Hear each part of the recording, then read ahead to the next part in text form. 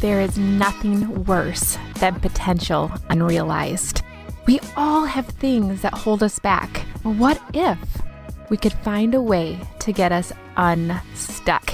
I'm Lachelle Weemy, and I am going to walk alongside you as you make the decision to get unstuck. Tune in as I help you realize that you are not alone, inspire hope, and offer practical solutions to help you step boldly into the life that you are meant to live. Hello, everyone. Welcome to the UNSTUCK podcast. And today I get a chance to interview my new friend and a longtime mentor from a distance, I guess is what I'm going to say, Amy.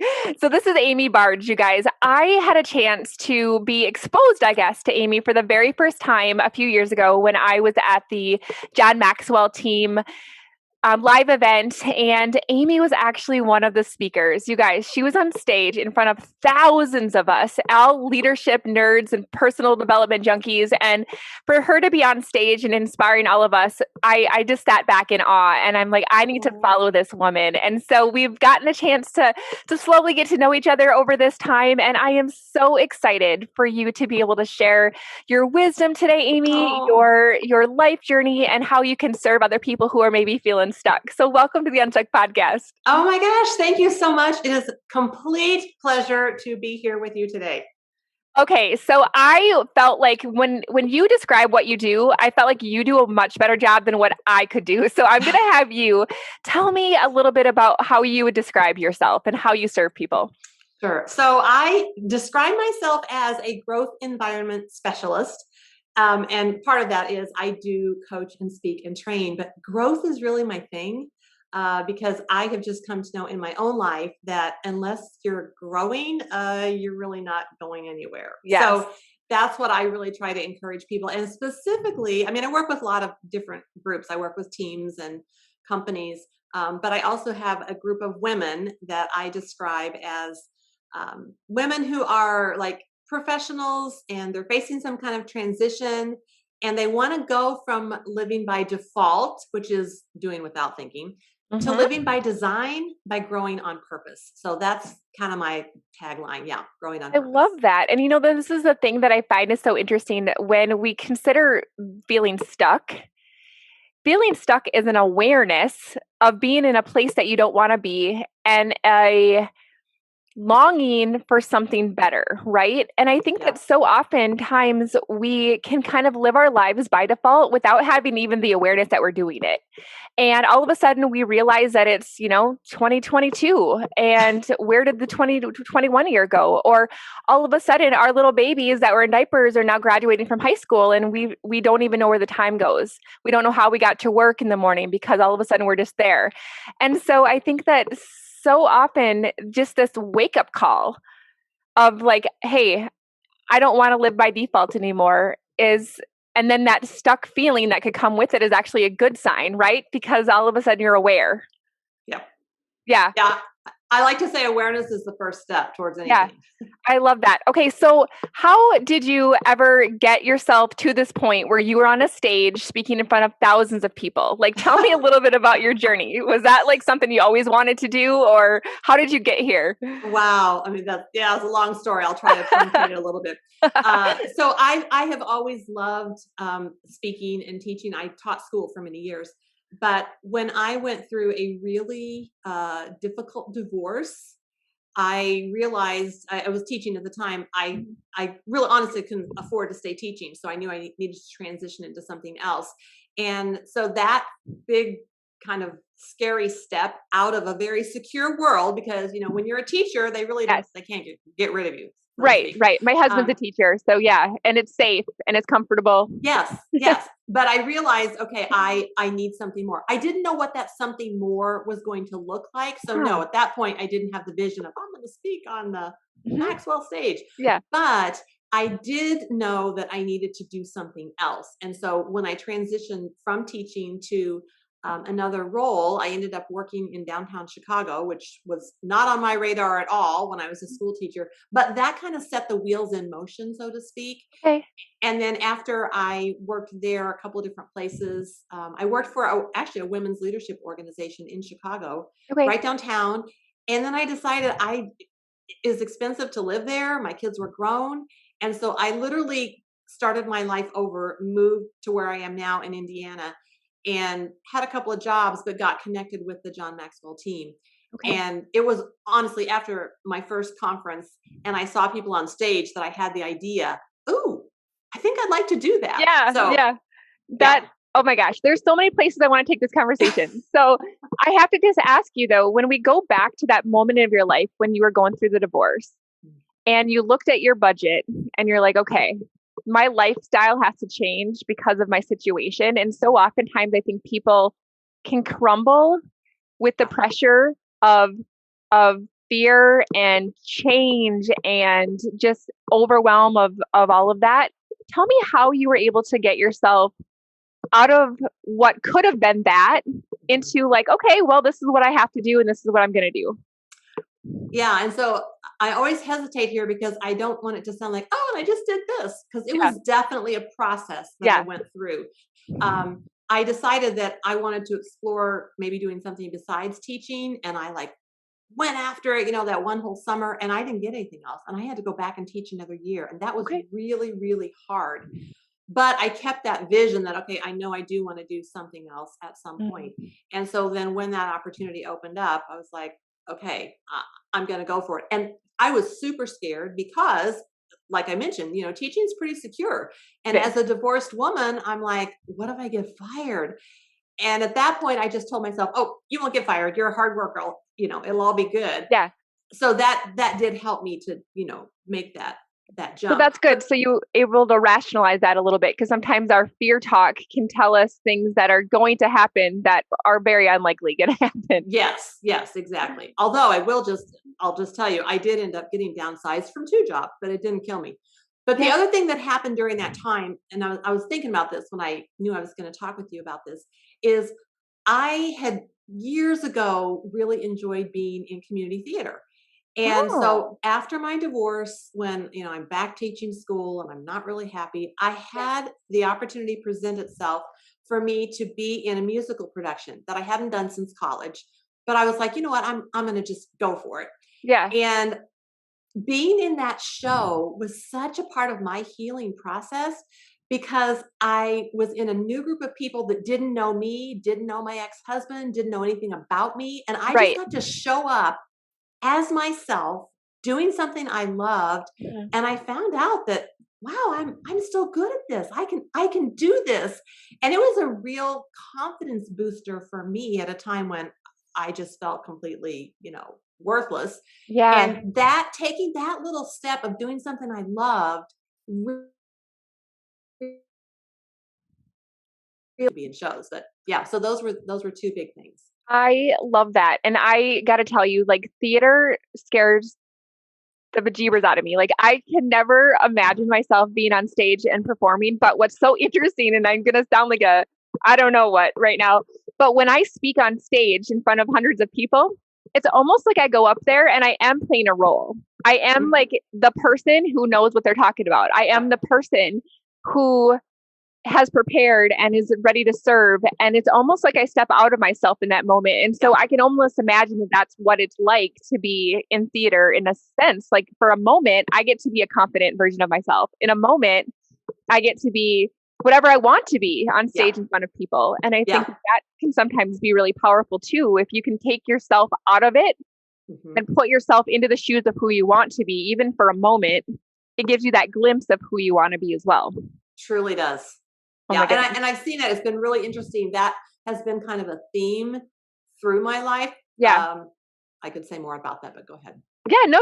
I want to hear about that. Well, so I did, have different jobs. I moved here, had Yeah. different jobs here, and then I ended up dating this man who I thought I was going to marry. Okay. And right before Christmas, like literally 2 weeks before Christmas, I was downsized from my job. First time that had ever happened to me in my life. I was completely shocked. And 2 weeks later, this guy broke up with me via letter.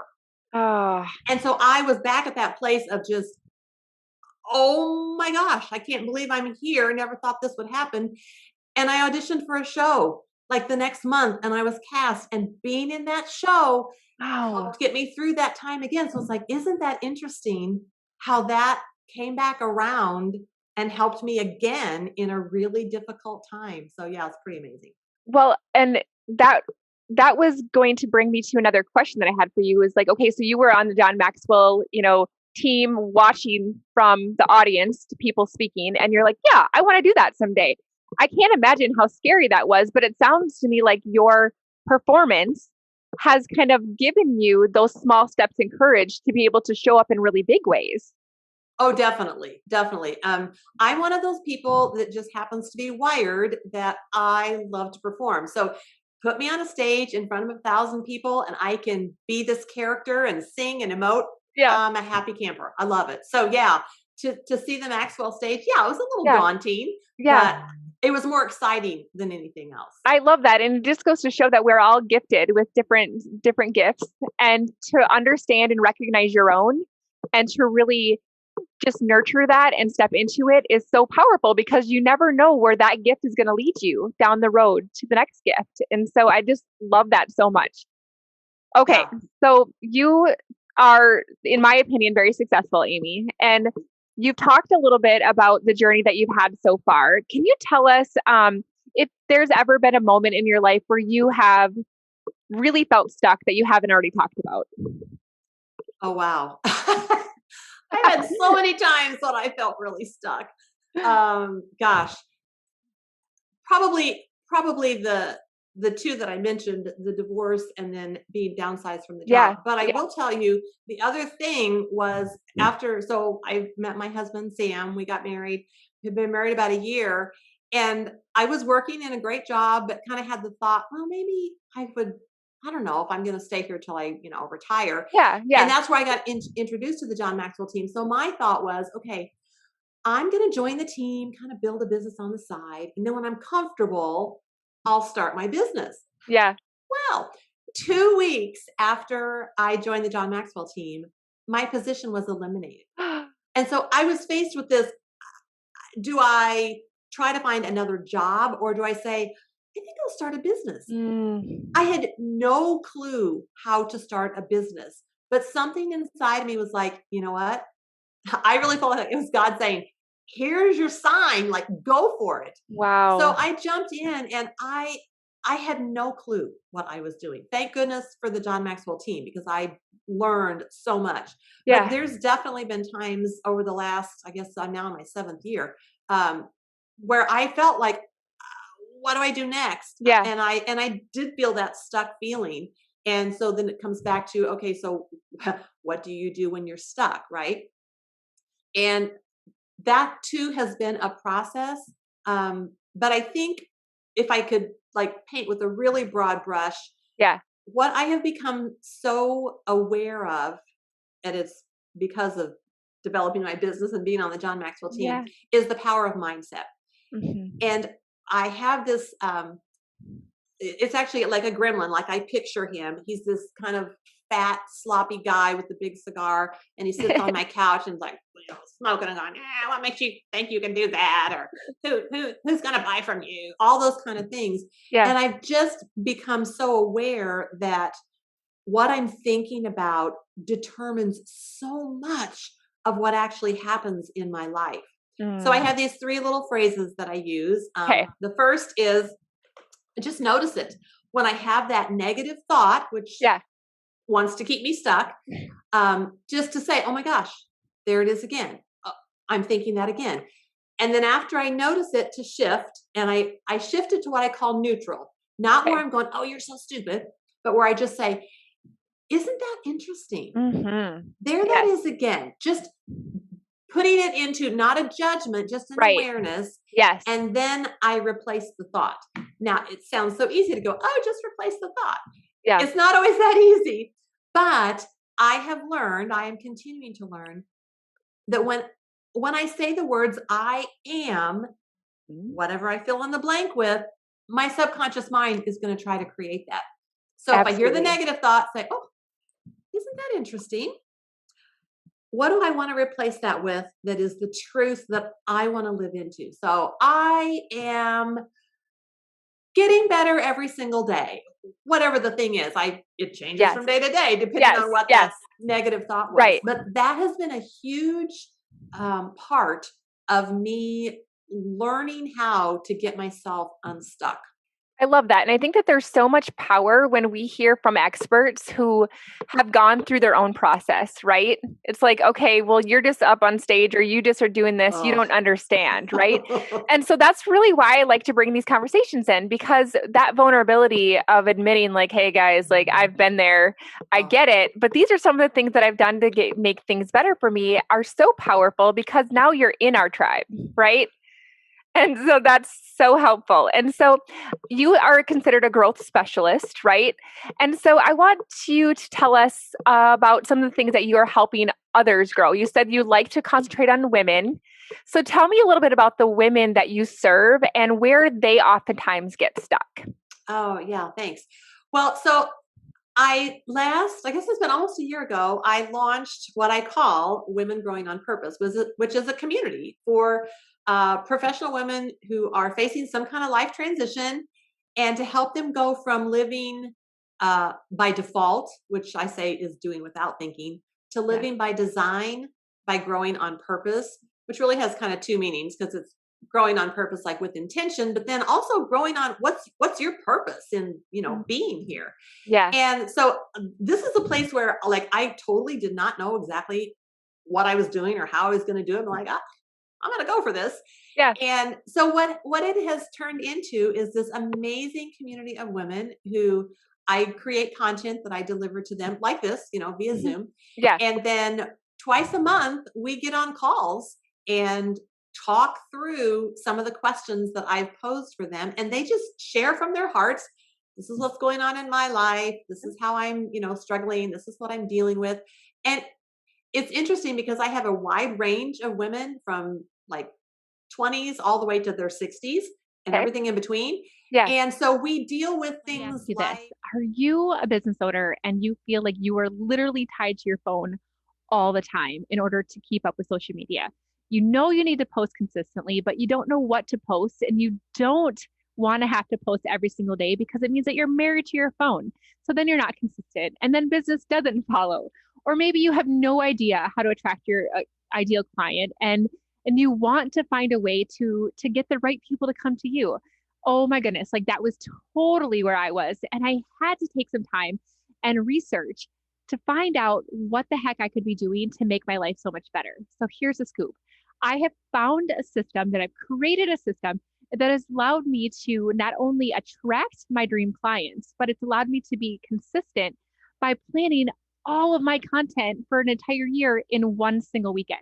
And I've decided to offer it to all of you guys. If that is something that you would love to learn more about, make sure to click on the link in the show notes so that you can learn how to get your life back, but keep your social media game on track. one gal is getting ready to be kind of in a different position in her work where she's Mhm. more in charge of people. And so that's kind of like, Yeah. another gal is pretty much at the top level where she's going to be in her job, but is wanting to learn how to kind of let go of some things and empower other people.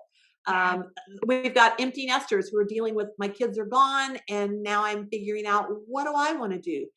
So it's one of the things that's really powerful about it is how much they learn from each other as Mhm. they share, even though they might have a different transition or struggle, Yeah. there's that commonality with, oh my gosh, when I think about, growing in an area of skill or an area of choice, here's what I'm dealing with. And then Right. they hear, I'm not alone. Yes, that there's power in that for sure. Oh my Yes. goodness. So, do you find that there's certain things that you see kind of keep coming up? A certain theme of where people kind of come into your community, either that brought them there in the first place or kind of where they're struggling as you're talking to them on a regular basis. Have you noticed any common themes amongst people? Well, and actually, what comes to my mind is self talk. That is Yes. huge, because you would think that somebody who's at this level or that level, or, oh, they've already done all this, that they don't have an issue with their own self-talk, but everybody does. And it Right. may be for a different reason, but that is something that we just keep coming back to over and over again, is the power of what we're thinking, what we're telling ourselves about ourselves, and then what are we doing with that? Are we continuing to pile on, the judgment or the shame, or are we saying, okay, wait a minute, I want to think about that in a different way. Yeah. How can and so that's, honestly, that is probably the big overarching umbrella that I see all the time. And honestly, I see it with men too. I see it in organizations. It's just that chatter that goes Yeah. on And in oh our my head. goodness, like that umbrella that you just described can show up as imposter syndrome, right? It can show up as just lack of confidence and lack of worthiness. And Yeah. therefore, you're not stepping out into your own purpose and greatness because you don't feel like you're worthy enough of it, or you're not good enough for it. And so you're absolutely right. All of that comes back to what goes on in here.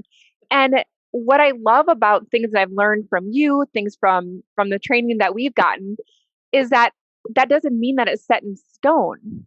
That Right. we can actually change the way that our brain is wired by taking those small, deliberate steps. Yep. And like you said, noticing it, non-judgmentally acknowledging it, right? And then rewiring it. And over time, it becomes our new default.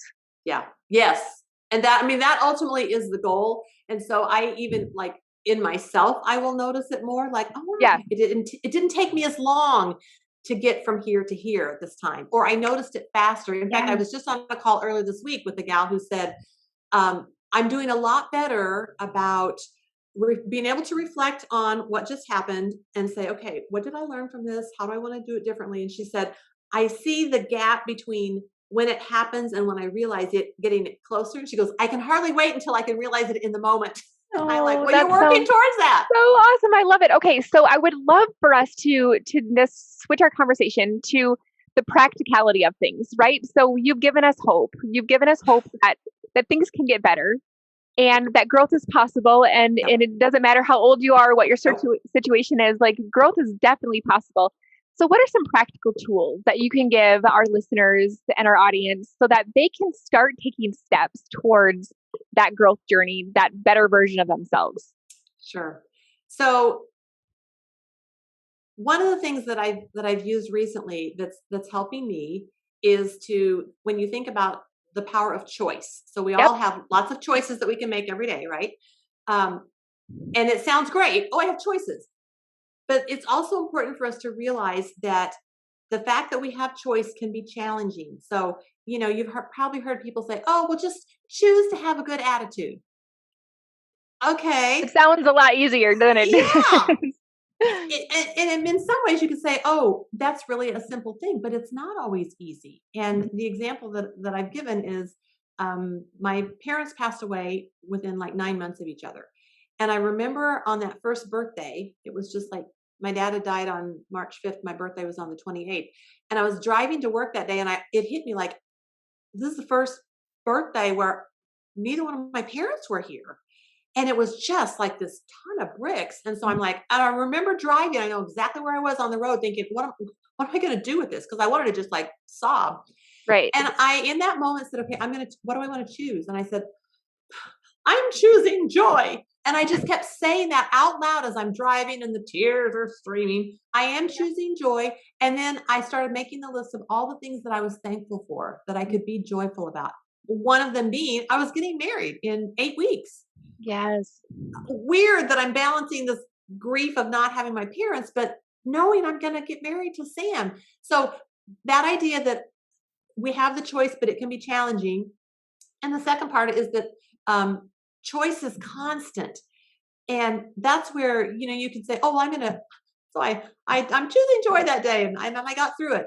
But guess what? The next day, we have to choose again. Yes, yes. Because you don't ever just check the box of, I'm going to be a person that always chooses joy. Okay, done. No, it's constant. Absolutely. And I think if we don't remember that, we can get down on ourselves about it. It's like, yes, no, it's okay. This is This is the next Right. day, and I'm choosing again. And then the third part of it is that choice is, so it's challenging, it's constant, it's controlling. And that goes back to the mindset again, because what we think about, we really do bring about. And so the more we can be aware that our choices are directing us, it helps us to get out of that default thing and say, wait a minute, I do get to choose here, and this is going to help send me in the direction that I really do want to go. Right. So like all of those together, it's like, okay, that's kind of a lot. And yet it is pretty simple when you can break it down that way. Right. Think It's about it simple in those but terms. powerful. And I completely can relate to that. I remember having a moment in my life where I was a little frustrated, I guess, with my current employer at the time.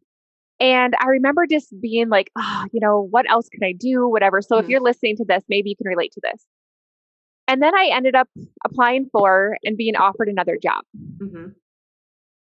And I ended up turning it down. It was like this moment where I had this awareness that I was choosing to be here. Mm-hmm. Right? Nobody was forcing me to show up. Nobody was sticking a gun to my head. And I chose this over this other place. So what are some things about this place that I do enjoy? And had I been focusing so much on the negative that I wasn't seeing the positive? And so just those little things about recognizing, like, we're not victims. We have a choice. If you want to leave, leave. Nobody's forcing you there. Right. And I love that story about you getting divorced and you're like, all right, well, I need to figure this out. And then also choosing our mindset around it, choosing the joy, choosing to be appreciative of where we're at, choosing to be grateful that we have, a stable income, choosing to be the light for the people around us. But at the end of the day, it's still your choice to be there. So you can still leave as well. And so those are really, really powerful. It comes with lots of messiness, right? Because there's all kinds of consequences. But also recognizing as well that the choices that we make, even the tiny little insignificant ones that we think are insignificant, lead up to very big choices and big changes down the road. And so not to underestimate the power of that simple, like, I'm going to choose not to be sad all day. I'm going to choose joy. And that little bit helps the day probably go better, which made something else go better and all the way down the road. So not underestimating the little tiny choices that we have all day. I love that. Yeah. And, that's something when you said that about there might be a moment when you need to be sad. One of my very wise counselors once told me that it's okay to feel that sadness. That's normal. But she's like, put a time limit on it. If you need to feel really sad and cry for 10 or 15 minutes or half an hour, do it. Don't say, oh, I won't feel this. No, for you have to feel it, but you don't have to live in it. Yes. And that's something that I've definitely had to go back around and say, okay, I feel, because I'm a deep feeler, which can be a curse at times. And I say this often to my husband, this is where I am. This is how I feel right now. I go, I won't stay here, but it's where I am right now. I need to have that moment. Yes. And then I decide, and now I'm going to go do something else. And normally it is an activity. Like I go do something, like, I was in the shows because I thought I've got to take some action. Yes. It's a distraction, but in a good way. Like you're choosing the right distraction. I love that. All of this conversation is so fun because it's all kind of coming back full circle, right? And I think that, you have to make sure to give yourself the permission to feel whatever it is that you feel, just like you said, because I've been stuck in a way that I'm like, okay, Lachelle, you're on this personal development journey. You're not a victim. So you need to knock it off. You need to get over yourself like right now. And so I instead took that negative thought and added more shame to it. Which is easy to do. Instead of just saying like, okay, I'm frustrated. I'm sad. I'm in a funk. I'm whatever. Looking at it non-judgmentally, just aware of this, like, isn't that interesting? Right? And then rephrase it. And it can be applied to so many different things. So thank you for bringing all of that full circle, Amy. I love that. Sure. Okay. So we are getting closer to our conversation wrapping up. Is there anything else that you wanted to share, embark some more wisdom in anything that we have to talk about yet that you haven't been able to talk about? So I was thinking about this too. Like, what are some other very practical things that I've done that I continue Yeah. to do to not stay stuck and to keep growing. And so I've come up with what I call the core four. And Okay. so the first one is to just be honest. Like, be honest with myself about what I'm feeling, about where I am, and maybe even ask the question of myself, so how am I possibly ignoring something that I need to Mm, honestly face? But yes. then with that comes the next one, which is be gentle. Because I think so often when we notice something, maybe we notice an area where we're not being honest and we need to, and then you're like, wow, you should have been. And we shit Yeah. on ourselves, we All the time. so that idea of being gentle, I like to think of it as how you would talk with a child who's learning something for the first time. When a kid's Yeah. learning to tie their shoes, you don't go, would you hurry up? You're like, oh, look, you almost got it that time. So Yeah. figure out how to be gentle with Mhm. ourselves and maybe even say, I'm going to be gentle with myself today. Right. Um, and realize that even in the midst of our messiness, there are things about us that we can cheer ourselves on. And I'm a firm believer in becoming our own cheerleader, because Yes. sometimes, like when I was living by myself, I didn't have anybody else to cheerlead me. So I'm like, okay, Right. how can I cheerlead for myself today? So that's Yes. the being gentle part. The third part of it is to be curious. And Mm, this one can be a little challenging at times, but it's like, okay, so really ask myself, hmm, why am I stuck right here? What would I like to have happen instead? And just kind of dig into it a little bit. yeah. Um, and then maybe even ask, so why is it important for me to get unstuck? Why is it important for me to want to grow? Because when we can verbalize that to ourselves, that can also help us go, okay, this is why it's important. And I'm going to do something, which leads me to the fourth one, and that's be bold. And when I Mhm. say that, I mean, take some small but bold action so that you recognize I did that.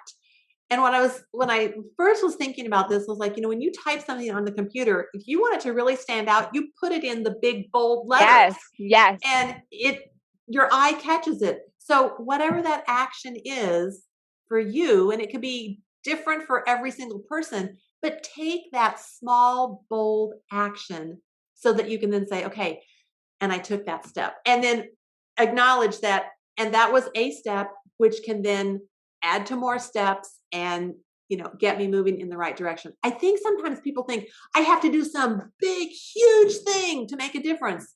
Yeah. And you might, but Right. more often than not, it's deciding that one small thing that you're like, you know what? I'm going to do this. And Yes. then that gives you the fuel to do the next Yes. thing and get the momentum going. So those are Oh my gosh. my core four. I love that so much. I love that so much, Amy. Okay. So if people want to continue to keep learning from you, if they want to continue to work on their growth, tell me about a couple of the resources that you have, and then we'll make sure to put all of the information in the show notes for people to access Oh, it if they want it. okay, great. So I have several things, but two that I can tell you like right off the bat. They're both on my website at amybarg.com. One of them is a free download that it's called Blind Spot Glasses. And it really Mm. helps you to examine what are some of the things that might be keeping you stuck, because there are some things like I don't feel motivated, or Mhm. I don't think I know enough, or I don't have time. Those kinds of things can keep us Yes. stuck. So there's Yes. a handy little thing that you can go through. It's a little checklist and gives you some ideas. There's also, I have just launched a Growing on Purpose Academy. It is a 9-session online experience for a woman to go through and to say, okay, I want to dig into this idea of growing myself. It's me on video, but there's also an audio. There's a transcript. There's lots of different ways you can consume that content, and it takes you through some really practical steps, kind of like things that I mentioned today, to help you kind of take that jump start Yeah. towards living not by default, but by design, by I growing. love that. Well, I just love and adore you. I think that you are such an inspiration to people, and you make me want to become a better version of myself. So thank you so much for that. one last question that I love to ask, and you've done such a great job of giving us coaching questions up to this point, but if you had one question to give our audience to help them to move forward, what kind of coaching question would you have them ponder? Oh, that's a good one. What I would say is,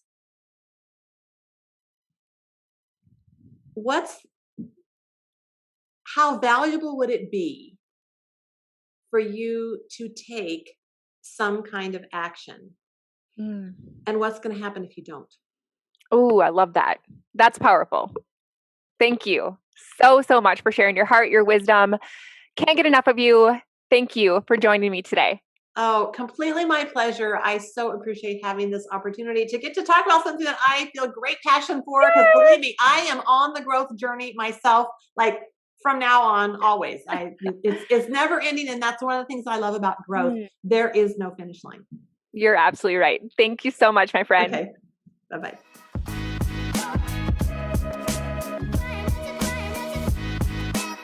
Thanks for listening. And if you know that you are made for more and you are tired of being held back and ready to get unstuck and step boldly into the life that you're meant to live, head on over to LachelleWeemy.com, request an appointment, and be ready for me to walk alongside of you personally to help you step boldly into the life that you are meant to live. I'll be back next week, but before you go, don't forget to hit subscribe and enjoy these imperfect outtakes.